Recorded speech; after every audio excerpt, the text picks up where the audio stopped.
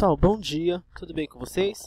Bom, vamos dar continuidade nas nossas aulas e hoje nós vamos falar sobre as construções, tá? As construções nós vamos dizer daquela arte que ela não está nos museus, certo? Você já pensou no que faz um crítico da arte? Imagine, um crítico da arte, o que ele faz? O que vocês acham que um crítico da arte faz? Bom, o crítico da arte, ele atua em um grupo social, tá? No sentido de executar um estudo crítico da criação de um artista no período em que ele exerce o seu ofício. Então, o nome, ele já diz, crítico da arte, tá? O crítico da arte, que ele é especialista em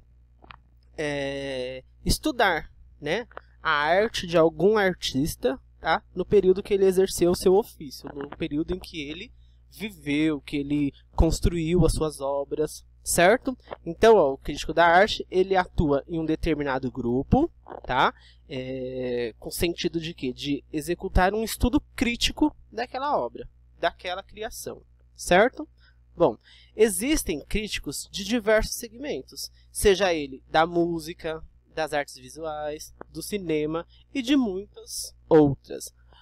Qualquer um de nós podemos ser crítico da arte. Por exemplo, uma determinada música. Nós podemos fazer uma análise daquela música. Nós podemos não gostar ou gostar de determinada obra, de determinada música. Então nós estamos sendo criteriosos. Nós estamos sendo críticos. Então nós podemos também ser um crítico da arte, tá? Na página 62 da apostila, ela vai nos dar um exemplo de um filme chamado Ratatouille, tá? Onde existe um personagem que é um crítico de arte. Não sei se vocês já tiveram a oportunidade de assistir. Esse personagem ele é chamado de Anton Ego. Ele se demonstra superior às outras pessoas, se acha o tal, né? E usa palavras esquisitas e muito complicadas para explicar as coisas para outras pessoas, tá? Aí vai uma outra pergunta para vocês. Por que o diretor do filme optou em apresentar o crítico da arte dessa maneira, tá? Possivelmente por conta de tudo que acontece com a arte nos dias de hoje, tá? Então, falar das artes nos dias de hoje, ela parece ser uma coisa um pouco distante de nós, tá? Então, muitos de nós, muitos de vocês, muitos de nós, não sabia que existia uma pessoa crítica para a arte, né? E é uma coisa um pouco distante, né? Porque ninguém quer que a sua arte seja criticada, né? Ninguém quer que a sua arte faça uma crítica. Mas podemos entender também a crítica construtiva, aquela que nos ajuda a melhorar sempre, certo? Então, falar das artes nos dias de hoje, ela parece ser uma coisa um pouco distante. Aí, nos remetemos a quem? Ao historiador Ernest Gramsci, tá? No qual ele pergunta: você gosta de apreciar a arte? Aí eu pergunto para vocês também, vocês gostam de apreciar a arte? Claro que as pessoas, elas pensariam um pouco, né? Elas ficariam um tempo analisando para dar uma determinada resposta. Bom, nessa aula você irá se deparar com um caminho diferente de pensar a arte, tá? Aí você vai manter aquilo que vimos nos estudos da pré-história, então você vai lembrar dos estudos da pré-história, aquelas análises que vocês fizeram sobre as pinturas rupestres, sobre a vida, né, do cotidiano, em relação à vida do cotidiano das pessoas, né, lá da pré-história. Agora, você vai observar as imagens da página 63 e vai responder um questionário da página 64. Certo? E nós vamos falar das construções. Umas construções de pedras. Eu já tive a oportunidade de visitar um país onde eu fiz uma visita a um sítio arqueológico. Não foi este que nós estamos vendo, mas construções de pedras, tá? E aí, para iniciar essas imagens, a análise dessas imagens que eu vou falar para vocês, a observação que eu tive quando eu fui a esse lugar foi que determinados tamanhos de pedra, tá? Naquela época que eu fui visitar, na verdade eu fui visitar o Peru, então na época dos Incas e dos Maias não existiam maquinários, não existiam tratores. E aí a gente se pergunta, uma pedra daquele tamanho, como que foi parar naquele local, né? Então são mistérios que nós, como críticos da arte, podemos parar para pensar, tá?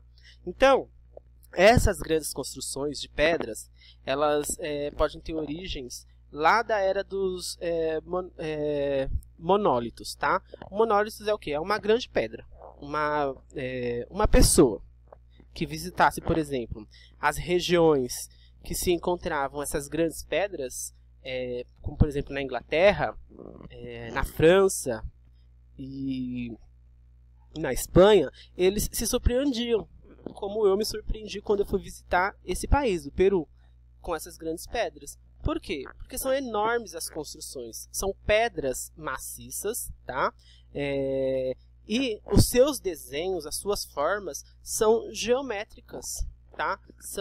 Muitas das vezes elas são agrupadas de uma forma que são milimétricas, tá? Então, essas formas são geométricas circulares, tá? Que vocês estão vendo nessa imagem aí de vocês.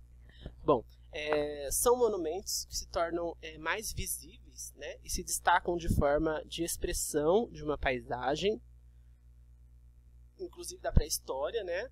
E são verdadeiras marcas deixadas pelos povos do passado, tá?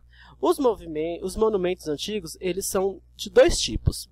Um é chamado de menhir e o outro é o dolmen. O menhir é um monólito que tem tamanhos variados, tá? Por exemplo, um bloco de pedra colocado verticalmente sobre o chão. Esse que eu vou mostrar para vocês. Esse é o dolmen. O menhir é esse, tá? Então é um bloco de pedras que é colocado na vertical, no chão, tá? E aí você pode observar também os monólitos, tá? Localizados na Escócia. Peraí, deixa eu ver se tem a imagem dos monólitos. Não. Esses, já o dolmen, né? Que é essa imagem, ela é formada por duas pedras ou mais pedras, como vocês virem aí, tá? Elas são fixadas no chão e apoiadas sobre uma terceira pedra, que é essa laje que vai em cima, tá? E aí, esse monumento que vocês estão vendo aqui, olha que monumento bonito, muito bonito, né? Esse monumento está na Inglaterra. Ele é cheio de mistérios, tá?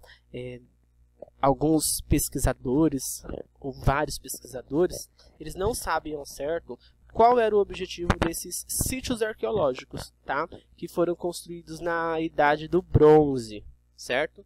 Então, com todo esse mistério, o sítio arqueológico ele se tornou uma das atrações mais visitadas do Reino Unido, tá? Esse sítio arqueológico que vocês estão vendo, ele tem 6.000 anos de existência, tá? Sendo ele o mais antigo do que as ruínas da Grécia. Esses monumentos eles fazem parte do período neolítico, que está preservado até hoje, tá? Os povos, né, inúmeros povos antes de nós, como os druidas. Os druidas eram quem? Eram os sacerdotes dos povos, tá? Dos povos celtas que davam conselho aos reis. Alguma aluna já tinha me perguntado isso.